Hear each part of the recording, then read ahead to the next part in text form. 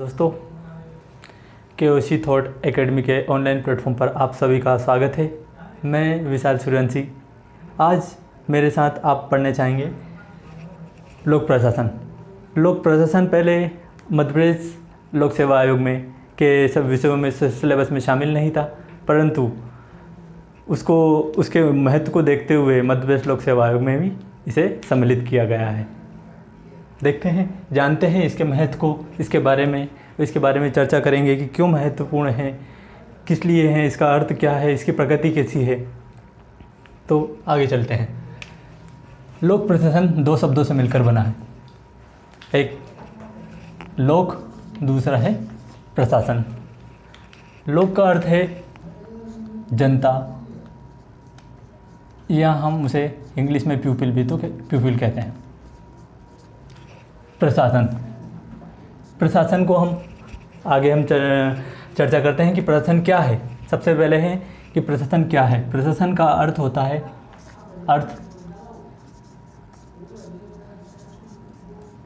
श्रेष्ठ रीति से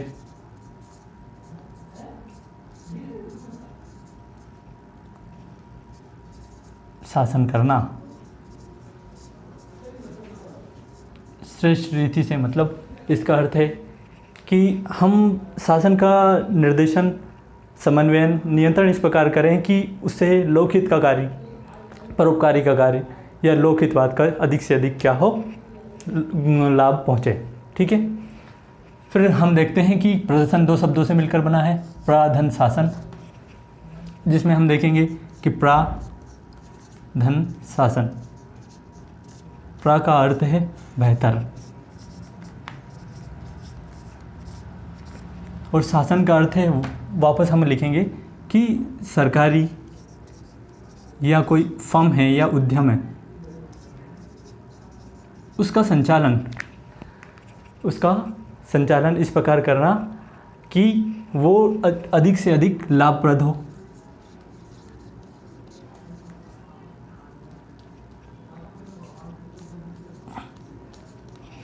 ठीक है। तो हमने इसके प्रकृति को जाना, इसका अर्थ जाना। फिर एल.डी. वाइट महोदय कहते हैं इस बारे में कि प्रशासन होता क्या है। प्रशासन की किसी लक्ष्य है या उद्देश्य है, उसको प्राप्त करने के लिए अनेक व्यक्तियों का निर्देशन करना, समन्वयन करना एवं नियंत्रण करना ही क्या कहलाता है, प्रशासन कहलाता है। तो आपको लिखने में आसानी होगी, मैं आपको बोर्ड पर लिख कर दे देता हूँ कि प्रशासन होता क्या है कि किसी लक्ष्य है, किसी लक्ष्य या उद्देश्य है, जो भी हम देखते हैं कि कोई भी आपका कोई टारगेट है, कि आपने कोई ऐसा उद्देश्य बनाया, एम बनाया है कि उसको प्राप्त करने के लिए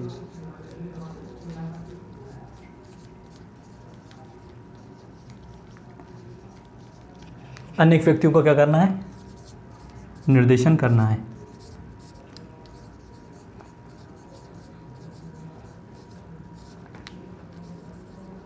का निर्देशन करना है, हमें उनका समन्वयन करना है, कि कोऑर्डिनेशन भी ज़रूरी है, डायरेक्शन के साथ समन्वयन करना है कि सभी में कोऑर्डिनेशन बना रहे और मिलजुल कर काम करें, तथा नियंत्रण करना।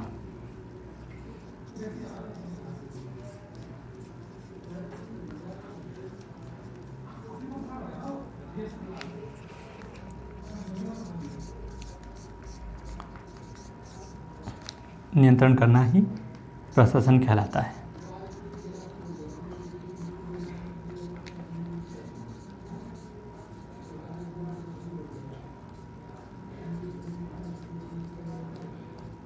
साथियों, जब भी आप मेंस की आंसर राइटिंग करें, उसे जैसे कोई डेफिनेशन आती है, किसी महोदय का कोई कथन है या कोई स्टेटमेंट है, उसे डबल इन्वर्टेड कामा में ही लिखें, जिससे आपकी आंसर राइटिंग में क्या है कि चार चांद भी लगेंगे और खूबसूरत दिखेगा, और जो कॉपी चेकर है उसके ऊपर भी अच्छा इंप्रेशन पड़ता है कि सामने वाले ने जो का त्यों लिखा है।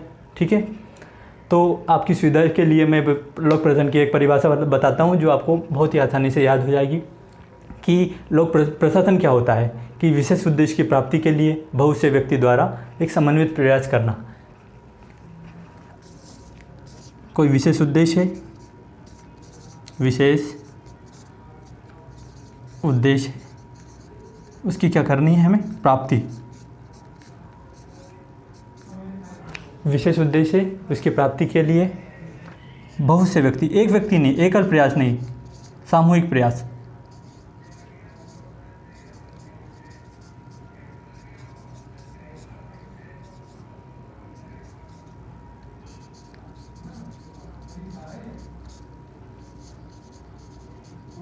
समन्वित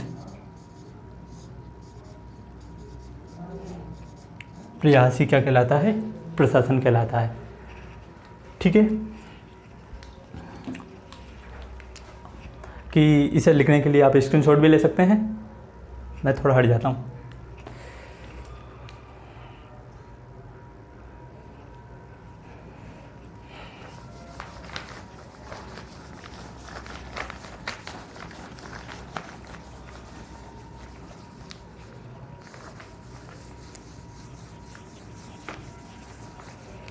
आगे हम देखते हैं कि प्रशासन के उपागम क्या है, उसके दृष्टिकोण क्या है।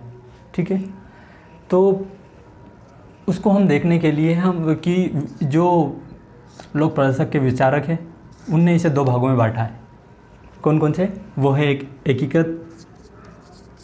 एकीकृत दृष्टिकोण या उपागम, दूसरा है प्रबंधकीय।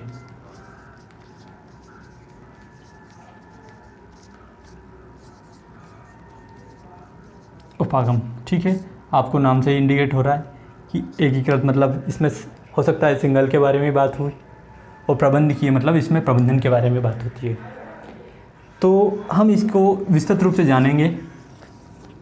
तो इसके लिए हम जानते हैं कि एकीकृत दृष्टिकोण होता क्या है, कि एक निश्चित क्षेत्र है, उसमें नीतियों का क्रियान्वयन करना है। एक निश्चित क्षेत्र है मतलब इसके लिए एक एरिया डिसाइड कर रखा है कि उस फील्ड में आपको वर्क करना है। जैसे हम देखते हैं कि श्रमिक वर्ग के लिए कोई कार्य करता है, या हम विद्यार्थी हैं जैसे उनके लिए कोई कार्य करना है, कृषक वर्ग है उनके लिए कोई कार्य कर रहा है, तो सभी किस में आएंगे, एकीकृत में आएंगे। प्रबंध की उपागम में देखते हैं कि उसमें प्रबंधन के द्वारा के लिए की जाने वाली समस्त क्रियाएं क्या कहलाती है, प्रबंध की उपागम आती है। ये प्रबंध की उपागम है वो प्रशासन के भीतर ही है, उसी का एक भाग है। ठीक है, तो इसके लिए मैं आपके लिए लिख देता हूँ कि एक निश्चित क्षेत्र है, एक निश्चित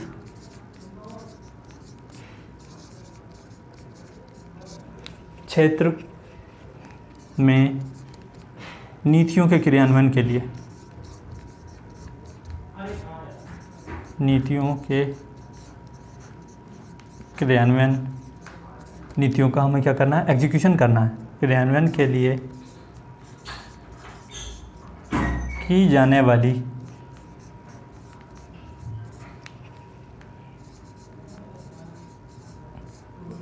समस्त क्रियाएं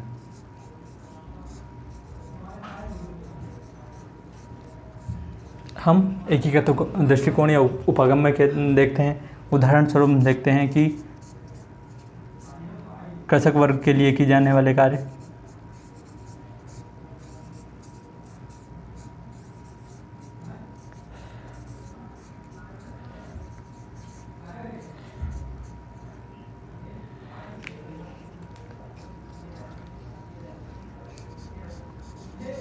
वाली क्रिया है या कार्य श्रमिक वर्ग के लिए जो भी है इसी के अंदर आता है एकीकृत उपागम के अंदर। प्रबंध की उपागम में हम देखते हैं कि केवल प्रबंधन के लिए ओनली क्या है इसमें, प्रबंधन मैनेज करना है आपको, मैनेजमेंट। आप स्टूडेंट है, आप कहीं भी रहते हैं, इंदौर में रहते हैं, घर में रहते हैं, या भोपाल में किसी भी शहर में रहते हैं, आपने मैनेजमेंट देखा है कि घर का प्रबंधन भी किसके ऊपर निर्भर करता है, हमारे पेरेंट्स के ऊपर, हमारे फादर के ऊपर, क्योंकि वही घर का क्या करता धरते होते हैं, वही चलाते हैं घर को, किस प्रकार का प्रबंधन करना है, कि कहाँ पर जो उनके पास एक निश्चित सैलरी आती है, माना कि 20,000 उनके पास सैलरी आती है, उसका प्रबंधन उनको पता है कि 20,000 को हमें कैसे डिवाइड करना है कि ये अच्छे से पूरा मंथ क्लियर हो जाए, अच्छे से चला जाए। ठीक है, तो प्रबंधन से संबंधित जो भी क्रियाएँ की जाती है वो प्रबंध की उपागम में सम्मिलित होती है। ठीक है, इन दोनों में कुछ खास अंतर नहीं होता है। इन दोनों में एक मौलिक अंतर होता है कि एक वर्ग क्या करता है, कार्य करवाता है, तो एक वर्ग कार्य करता है। तो ये क्या होता है, प्रबंधकीय उपागम और एकीकृत उपागम। ठीक है, वह जो पदाधिकारियों का वहाँ वर्ग जो कार्य की देखभाल करता है या कार्य करवाता है वो प्रबंधकीय उपागम कहलाता है। और एकीकृत उपागम में हम देखते हैं कि इसमें कार्य का ये एक प्रबंधन का एक अंग होता है। ठीक है, बहुत सिंपल विषय है, इसको ज़्यादा हाइपर बनाने की कोशिश ना करें, हम और आप मिलकर इसे बहुत ही आसानी से समझ लेंगे। ये मेरा आपसे दावा है कि आपको आगे से अगली वाली क्लास में बेहतर तरीके से समझ में आएगा। मैं दावा करता हूँ, वादा नहीं, क्योंकि आप जानते हैं वादा तो टूट जाता है। ठीक है, तो हम इसे हम देखते हैं कि ये प्रबंधन है, तो प्रबंधन किसका भाग है, ये प्रशासन का भाग है। ठीक है, तो आपसे इसे समझ में आ जाता होगा कि प्रबंधन ही प्रशासन का भाग है, परंतु प्रशासन प्रबंधन का भाग नहीं है। ठीक है, अब इनके हम जो भी बेसिक अंतर से इसमें क्या क्या इनके बीच में डिफरेंस आता है हम देखते हैं कि प्रबंधन होता क्या है, प्रशासन होता क्या है, दोनों के कार्य क्या है, उनकी प्रकृति क्या है, उनका नेचर हम देखते हैं। ठीक है,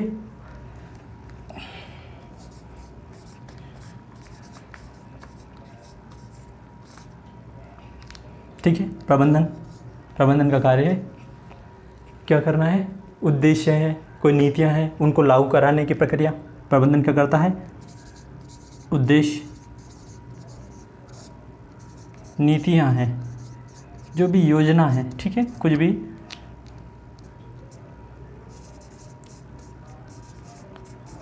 लागू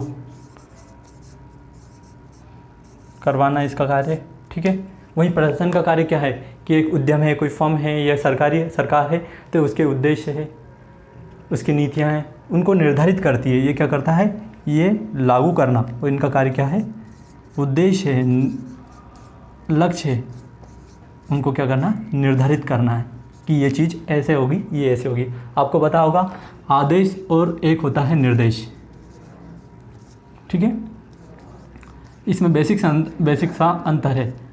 ठीक है, आदेश में आपको सीधे ऑर्डर दे दिया जाता है कि आपको ये कार्य करना है। इसमें कार्य की प्रकृति बता दी जाती है कि आपको इस तरह, जैसे कोई किसान संबंधी कोई कार्य है कि किसानों के लिए आपको ये कार्य करना है। परंतु जो निर्देश होता है उसमें आपको इंस्ट्रक्शन दिए जाते हैं कि आपको कार्य कैसे करना है। यूँ तो बताया जाता है कि कार्य करना है, परंतु यूँ भी बताया जाता है कि आपको कार्य करना तो है पर कैसे करना है। तो यही आप बेसिक से अंतर आपको यही समझ में आएगा कि प्रबंधन क्या करता है, उद्देश्य है, नीतियाँ हैं, उनको क्या है, लागू करवाता है, वहीं प्रशासन उसको निर्धारित करता है। ठीक है, फिर दूसरा हम अंतर देखेंगे कि यहाँ एक कार्यकारी है, प्रबंधन क्या कर रहा है, कार्यकारी प्रक्रिया है। ठीक है, क्या है, प्रबंधन एक कार्यकारी प्रक्रिया है, वहीं प्रशासन एक सोच और निर्धारक प्रक्रिया है। यही आपको, जैसे हमने देखते हैं कि जो भी हमारे असेंबली है या संसद है, विधानसभा है, संसद है, वहाँ पर क्या है कि नियम और कानून बनाए जाते हैं। ठीक है, बनाए जाते हैं तो लागू कौन करता है, प्रशासन करता है। तो प्रशासन एक क्या है, सोच और एक निर्धारक प्रक्रिया है। इसलिए ही क्या है, लोक प्रशासन हमारे सब्जेक्ट में जोड़ा गया है कि जो नियम कानून वहाँ जो संसद में है, विधानसभा में बनाए गए हैं, आपको उसे किस प्रकार इम्प्लीमेंट करना है ताकि ज़्यादा से ज़्यादा लोग हितवाद हो, लोगों को लाभ पहुँचे। ठीक है, उनके जीवन स्तर में बेहतर सुधार हो। तो प्रशासन क्या है, एक सोच और एक निर्धारक प्रक्रिया है।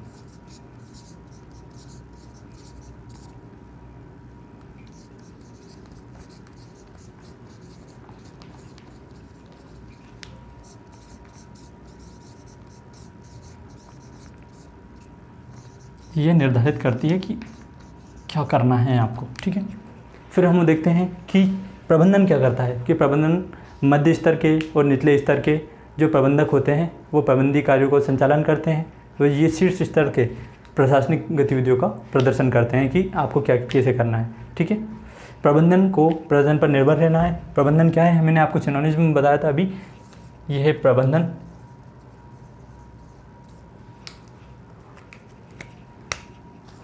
ये है प्रशासन।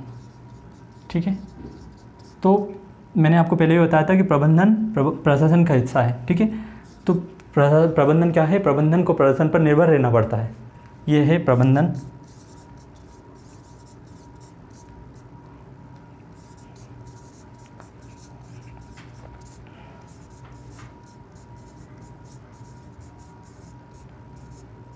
निर्भर रहता है या निर्भर होता है, परंतु ऐसा किसमें नहीं है? प्रशासन में नहीं है, किंतु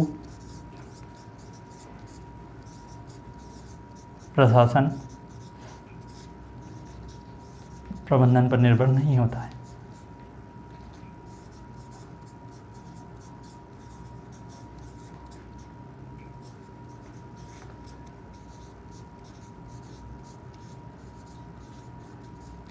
ठीक है, तो आपको ये चीज़ें समझ में आ गई होगी। उम्मीद है कि आप इसे बेहतर तरीके से समझे और हम भी आपको समझाने की पूरी कोशिश करेंगे। ठीक है, इस क्लास में इतना ही। बस, नमस्कार, जय हिंद।